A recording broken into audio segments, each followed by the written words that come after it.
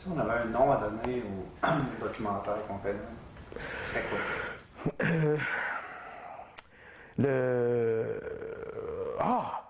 Ben là, non, j'ai eu une idée, mais ça n'a pas de bon sens. J'allais dire la descente aux enfers, mais on fera pas ça, on prendra pas ça, là. Mais c'est pas ça que je veux dire. La montée, non, je l'ai. Maintenant, avant que ça pète. Ça serait ça. La persévérance porte ses fruits. Lâche pas l'élastique. Réagis avant qu'il soit trop tard. Quand on veut, on peut. Il faut agir. Il faut agir. Tout simplement. J'appellerais ça sortir de l'ombre.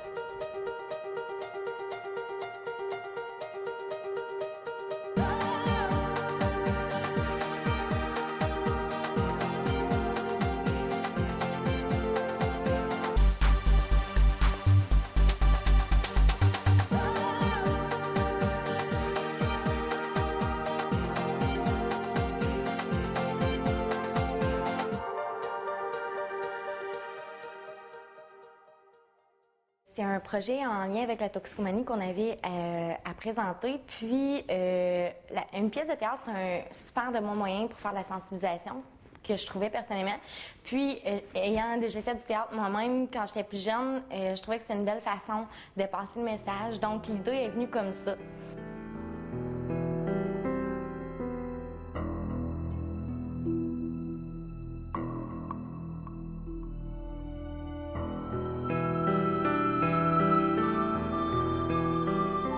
J'ai fait des recherches sur Internet pour savoir s'il y en avait déjà une qui était écrite. Et il y avait une pièce de théâtre en France, Cocaine Airlines, qui a été écrite par Guy Bollé, que j'ai contacté. Puis il nous a permis de prendre certains bouts de cette pièce de théâtre-là, les bouts de Cocaine Airlines en fait, parce que sa pièce, c'est ça. Le temps, c'est parfait. On commencerait ça en septembre. Oh! J'ai fait merveilleux. Merveilleux en septembre, c'est bien beau comme projet. Puis en plus, c'est intense. C'est très, très, très intense, comme on dit. C'est 2 mois. Puis, on a pris certains bouts de ça, moi et Joanie La Liberté, une de mes collègues de travail au Carrefour Jeunesse. Puis, on a écrit alentour de ça. Par la suite, Serge a été engagé comme metteur en scène et il a mis sa touche personnelle à la pièce. Donc, ça a vraiment fait une pièce écrite collectivement avec un petit peu les avis de tout le monde. Il fallait comme essayer d'emmener les gens où on voulait, mais par l'humour, par la sensibilisation et aussi par les tripes. Donc, il fallait vraiment rentrer dans le vif du sujet par chacun des caractères que les comédiens ont su faire avec brio. Puis, on trouvait ça bien aussi parce que les gens qui participent à la pièce, ça leur apporte quelque chose à eux aussi.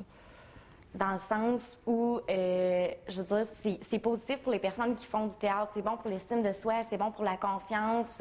On est vraiment une équipe, on fonde ça là-dessus, fait que ça avait vraiment plein de côtés positifs, une pièce de théâtre.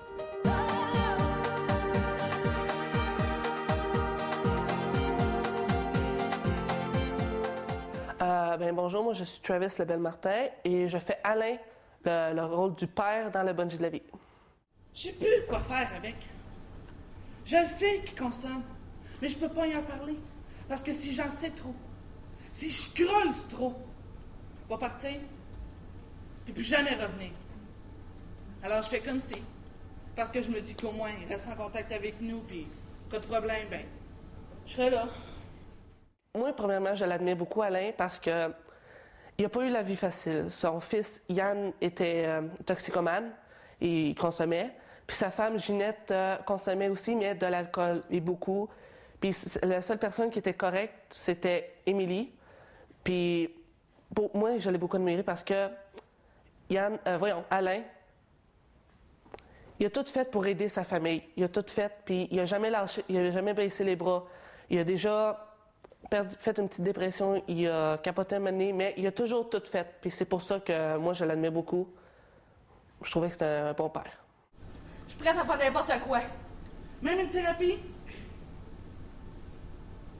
Ben oui. Inquiète-toi pas, petit gars. Ça va bien aller. On va te trouver un bon sens. Les intervenants là-bas, ils vont t'aider, OK?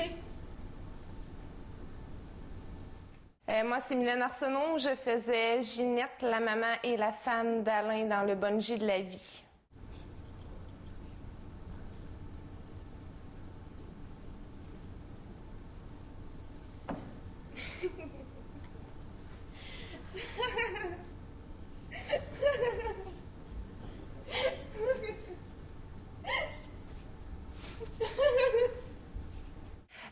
mère de Yann et d'Émilie n'était pas vraiment présente parce qu'elle consommait de l'alcool, justement. Fait qu'elle n'a pas été là pour eux autres, vraiment pour les guider dans la vie.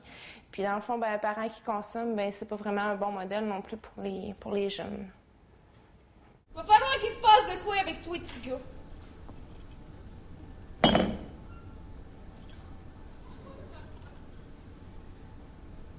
Eh ouais, regarde donc qui parle. Tu bois bien comme un trou, toi, puis je t'écœure pas avec ça. Je m'appelle Michel, puis mon personnage, c'est Émilie dans Le Bungee de la vie. C'est comme si t'étais dans un autre monde. Tu t'imagines des trucs, puis t'es convaincu que ça existe pour vrai. Tu parles, puis personne te comprend. Mais pourtant, ça a l'air clair dans ta tête. OK, t'as des petits bouts de lucidité, là, mais mettons que c'est plus des hallucinations que d'autres choses. Ben Émilie, c'était la sœur à Yann. Puis elle, dans le fond, ben durant la pièce, elle racontait l'histoire de son frère. Puis elle a déjà consommé. Mais quand que son frère s'est suicidé, ben là, elle a arrêté de consommer. Puis elle a tout consacré son temps dans les études pour plus consommer. Puis là, ben, je raconte l'histoire à Caro, ma chum de fille. Puis en même temps, ben, j'essaie d'y faire réaliser que c'est pas bien le consommer puis qu'elle devrait pas s'en aller là-dedans. Penses-tu vraiment que c'est le même qui va être fier de toi? Puis qui va avoir le goût de te voir plus souvent? Penses-tu que c'était facile avec notre mère alcoolique? Que mon frère, lui, il cherchait pas à l'avoir l'attention? Ouais, c'est sûr. Tu sais, moi aussi, j'allais chercher l'attention de ma mère. J'ai pas toujours été draide dans la vie. Bon, bien, moi, je m'appelle Andréane Baribeau. Je jouais Caro dans la pièce Le Bungee de la vie. Ah, je suis super stressée, là. J'espère que ça va bien se passer. J'aimerais ça qu'ils comprennent comment que je me sens en dedans. Puis qu'ils m'expliquent pourquoi que j'ai le même avec moi. Tu sais, dans le fond, il est pas méchant. On dirait juste qu'il sait pas comment me prendre. Bon, bien, Caro, c'est une jeune fille qui est très perturbée. C'est une adolescente. Son père n'a jamais vraiment été là pour elle. Il l'est toujours pas d'ailleurs. Mais dans la pièce, ça va s'améliorer. Ils vont avoir une conversation ensemble. Puis ils vont mettre plein de choses au clair. Aussi, elle est facilement influençable. Puis elle a des amis qui l'incitent à consommer. Mais elle ne sait pas trop si elle veut. Dans le fond, elle veut pas vraiment. Mais elle sait pas vraiment comment refuser. Puis elle sait pas trop où se mettre entre ces deux gangs d'amis. Est-ce que tu m'aimes? C'est sûr que je t'aime, voyons. T'en as déjà douté? Ben, honnêtement, oui. Quand j'étais jeune, t'étais rarement à la maison. Tu t'occupais pas de moi. J'avais l'impression qu'il y avait juste ta job qui comptait. Puis quand vous êtes séparés, je te voyais presque plus. Mais il y a le père de Caro.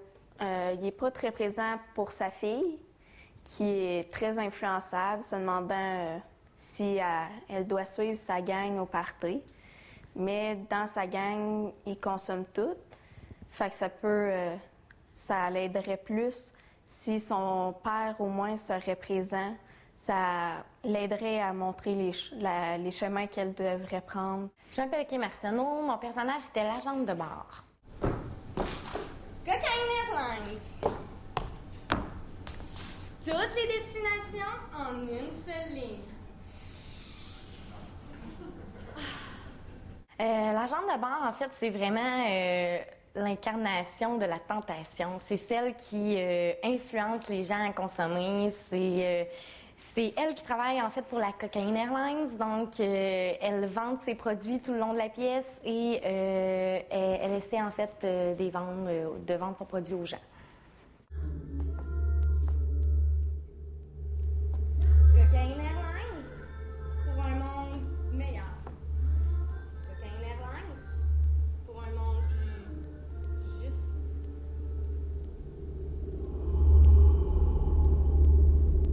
Je m'appelle Patricia Laberge et je jouais le rôle de Yann. Ah, salut Yann!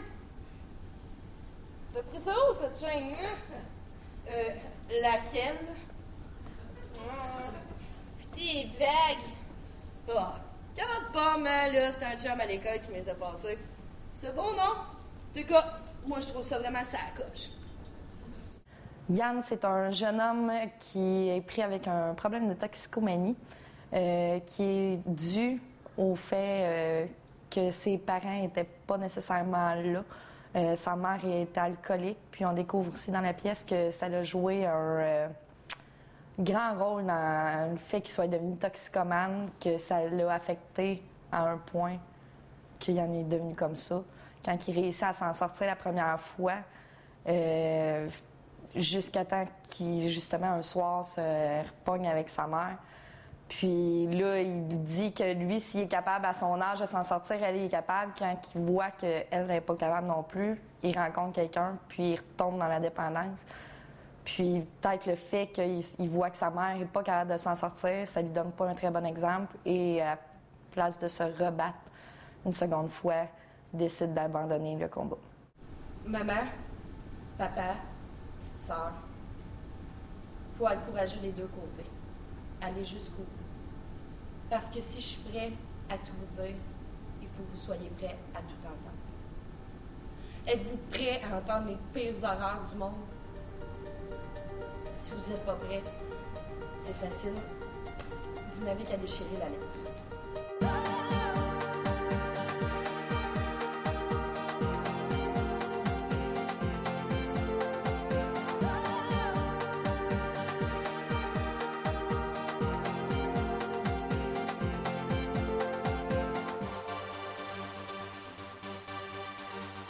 Pourquoi c'est important de traiter de la toxicomanie? Bien, d'abord et avant tout parce que c'est un vice que plusieurs personnes essaient.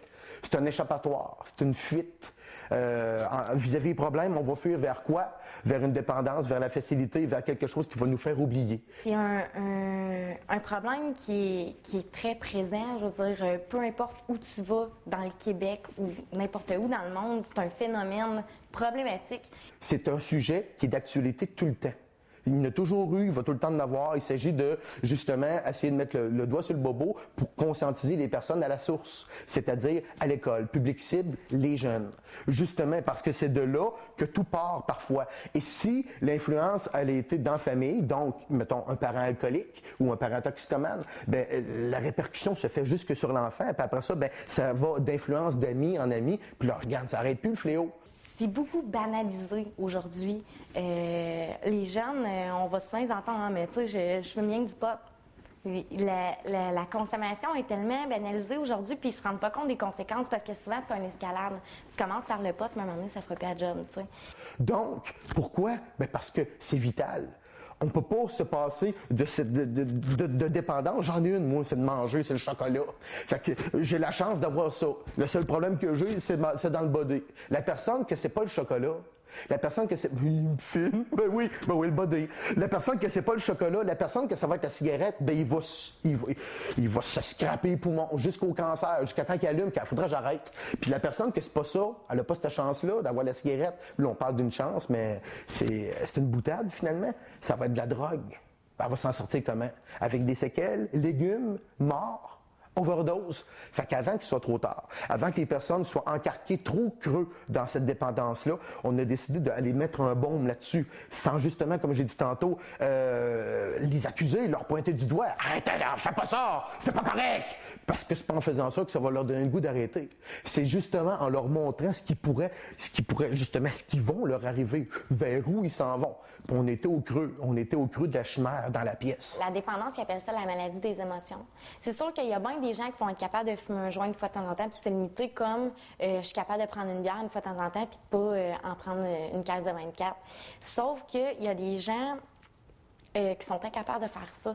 Quand la fuite est la solution la plus évidente pour toi, bien, à un moment donné, la fuite dans le joint sera pas assez intense. Fait qu'il va falloir autre chose pour fuir. Fait que oui, dans un sens, c'est cliché, mais moi, ce que je veux dire, c'est dans le sens où les personnes qui développent vraiment des problèmes de dépendance, c'est parce qu'ils ont un besoin de fuir, puis il faut toujours qu'ils augmentent. Parce qu'à un moment donné, tu vas fumer ton joint, mais à un moment donné, le joint, il n'y aura plus l'effet qu'il y avait au début, là. On s'entend là-dessus, donc il va falloir qu'il passe à autre chose ou qu'il en fume plus, là, tu sais. Fait que c'est un peu ça que je voulais dire, mais évidemment, c'est pas ce qui arrive dans tous les cas. Ça, c'est sûr et certain. Puis félicitations à ceux qui peuvent le faire. occasionnellement entre amis. Là. Ce qu'on fait avec cette pièce de théâtre-là, c'est pas non, non, non, la drogue, c'est mal, c'est mal, c'est mal. Non, c'est pas ça. Ce qu'on essaie de dire, c'est faites attention parce que ça peut amener loin.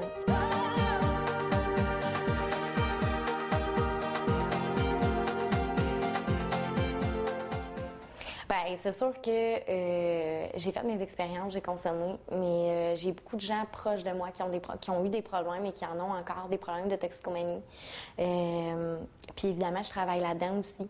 Donc, je suis un peu entourée de ça. Bien, j'ai beaucoup de monde autour de moi là, qui ont des problèmes, qui en ont eu. J'en ai eu beaucoup de proches. C'est quelque chose que j'essaie de comprendre encore. J'ai des gens autour de moi qui s'en ont sortis et qu'aujourd'hui, à tous les fois que je les vois, c'est félicitations, puis je suis bien fière d'eux autres. Puis j'ai encore présentement 2-3 personnes autour de moi qui ont de la misère, puis je suis une personne qui écoute depuis la pièce beaucoup, beaucoup plus, qui essaie d'être plus présente, d'écouter, d'être là pour écouter surtout, parce que les gens qui ont des problèmes de toxicomanie ont beaucoup besoin d'écoute plus que de quelqu'un qui vont leur parler et qui vont essayer de leur forcer à faire des choses.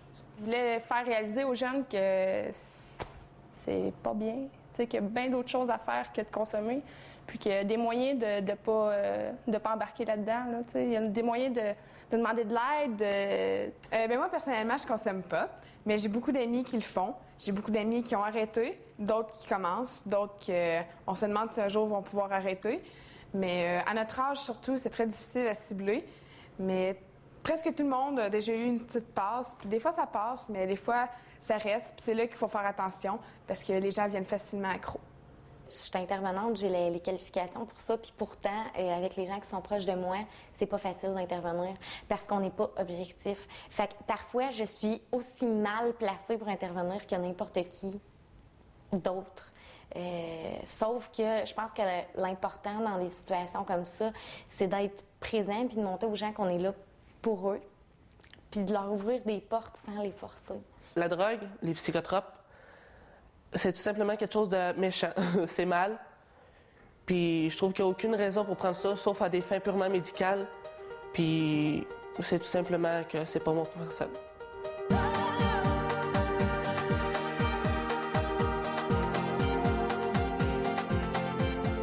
Premièrement, on a fait trois fois la pièce. On l'a fait pour du monde qui voulait voir la pièce, des parents, des personnes de tout âge. Des parents, des jeunes, n'importe qui. Puis on l'a fait aussi 2 fois à l'école L'Escale pour le secondaire 1-2, puis une autre fois pour le secondaire 3-4-5. Puis moi, j'ai beaucoup aimé la réaction de tous les 3 publics. C'était différent pour tout le monde. Moi, j'ai beaucoup apprécié, puis je trouve que ça l'a beaucoup aidé. Parce qu'il y a du monde qui sont venus me voir.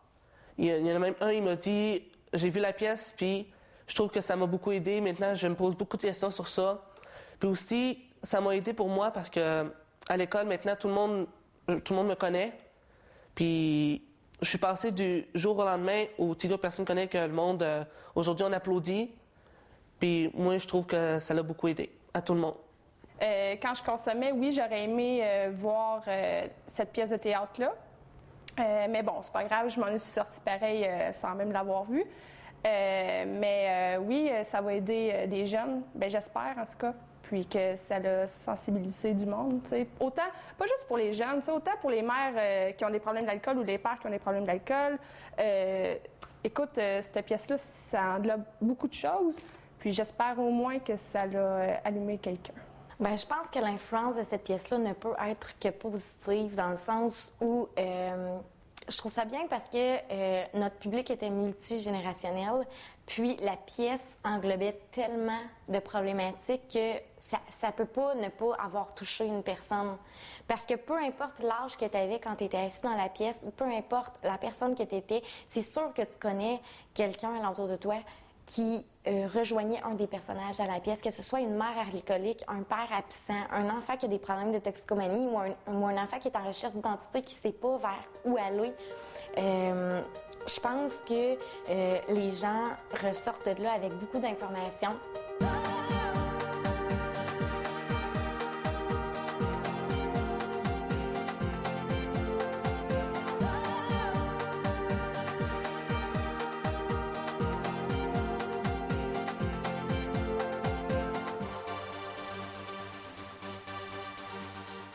Si c'est une influence, absolument.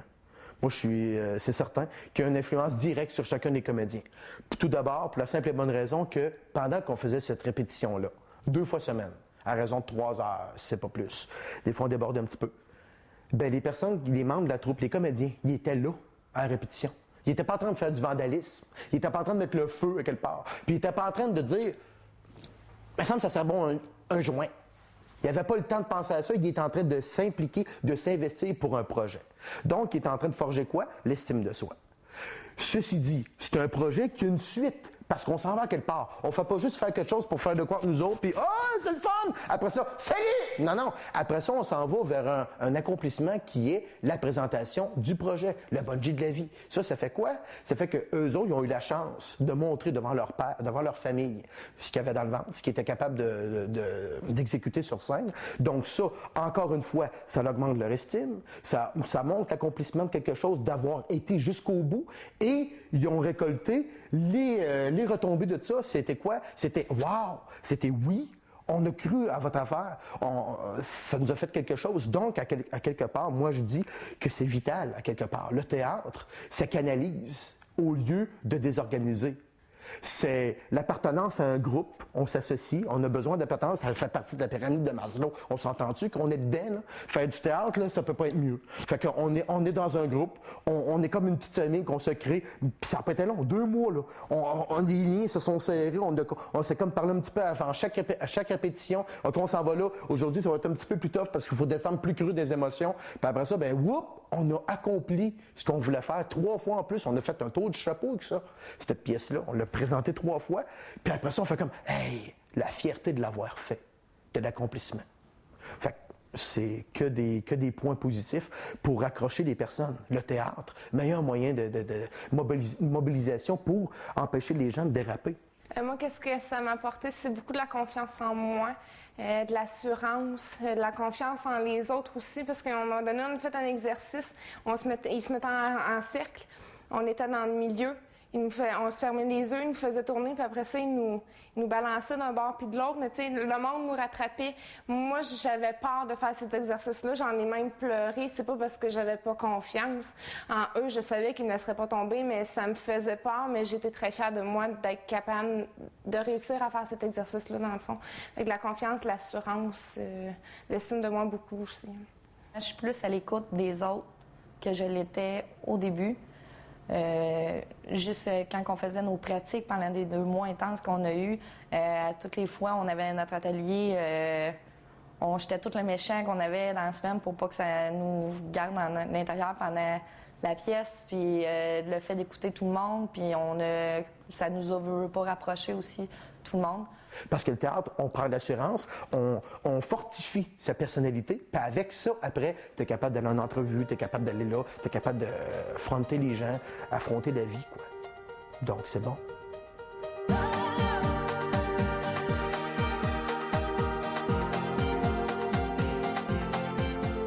Je n'ai pas essayé de quérir un commentaire fortuit, spontané. Je n'ai même pas essayé. J'ai laissé ça aller. J'ai dit, s'il y a quelque chose qui va venir à moi, ben je vais le savoir. Puis comme de fait, une journée après, le lendemain, qu'on a présenté on a présenté la même journée 2 fois, là, au 2e cycle, il y a quelqu'un qui est venu me voir. Il dit, Serge, moi, j'étais un toxicomane. Je dis, hein? Ah ouais? Là, je l'ai pris par l'épaule. Puis, comment ça va? Il dit, non, j'ai arrêté d'en prendre. Je dis, ah, ben félicitations, j'ai serré à la main. Puis là, j'avais l'impression d'y parler comme si j'avais tout compris. Son cheminement à lui. Lui, il se sentait compris au bout. Dans le fond, je comprenais rien de ce qu'il me disait, là. Mais à cause de la pièce, il se sentait à l'aise. Là, je regarde, je dis, ben, crème, bravo. Il dit, il y a une seule affaire. Je fume encore la cigarette. Je dis, ah. Il dit, mais là, hier, en écoutant la pièce, ça m'a comme montré que j'ai encore une béquille. Puis ça m'a donné le goût de m'en débarrasser. Je dis, voyons donc. Il dit, mais hein. Puis j'ai encore des chums qui sont pognés là-dedans dans le fléau. Ils n'ont pas fait comme moi, ils n'ont pas été suivi une cure. Je vais aller leur dire. Ça me donne le goût d'y sortir de là avant qu'il soit trop tard. Ça, c'était le meilleur feedback que je pouvais pas avoir. Le lendemain, là, ça n'a pas gossé une semaine. Là. Le lendemain, 2e période à la pause, il est passé à mon local d'art dramatique avec sa blonde. Puis il a pris du temps de venir me dire, bungee de la vie. Là.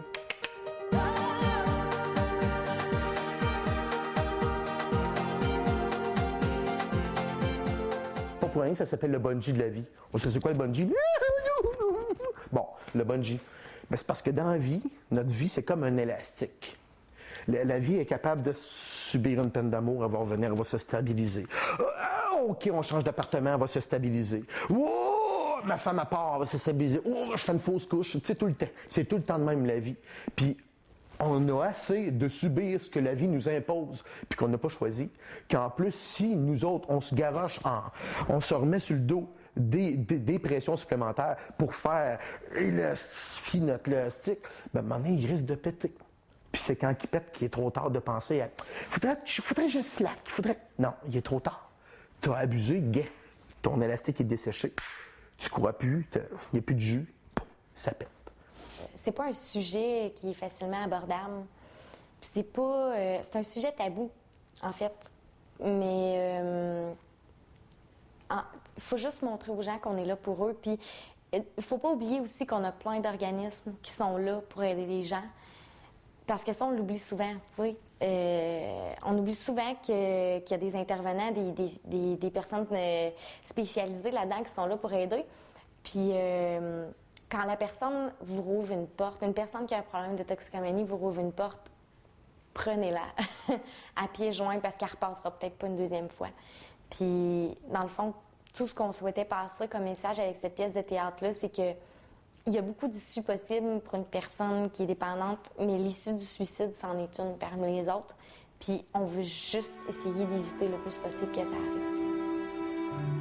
C'est plus une façon de dire aux gens de faire attention à la consommation que de leur dire d'arrêter. C'est tout simplement ça. Donc, la gifle était bonne, puis était juste adéquate pour pas briser personne, mais en même temps les saisir, si on veut.